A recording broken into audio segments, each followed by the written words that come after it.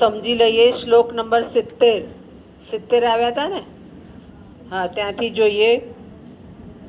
લાંગગુલ ચાલનમ અધશ્ચરણ પાતમ ભૂમો નિપત્ય વદનો દર્શનમ ચ સ્વા પિંડદસ્ય કુરુતે ગજ્યુ અંગવસ્તુ ધીરમ વિલોક્યતિ ચાટુકસ્તે ભુંગતે.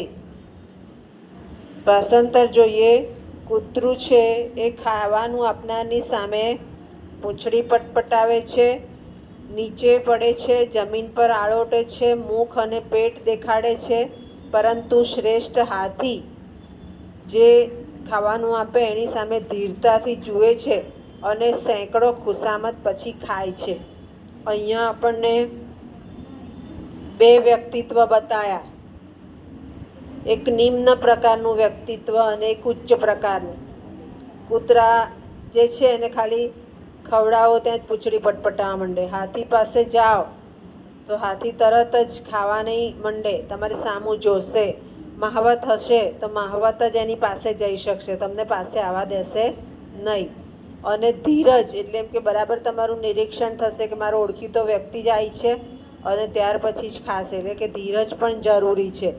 ધીરજ નહીં રાખે તો ચાલશે નહીં. અહીંયા છંદ છે વસંત તિલકા, લખી લો. છંદ છે વસંત તિલકા અને અલંકાર છે અપ્રસ્તુત પ્રશંસા અને સ્વભાવોક્તિ.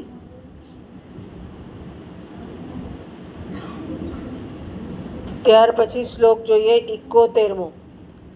રાજન દુદુક્ષિ યદિ ક્ષિતિ ધેનુમતા તેનાદ વત્સ્યમૈવ લોકામ પુષાણ તસ્મિંશ્ચ સમ્યગ નિશમ પરિપોષ્યમાણે નાના ફલૈ ફલતી કલ્પલતે ભૂમિહ.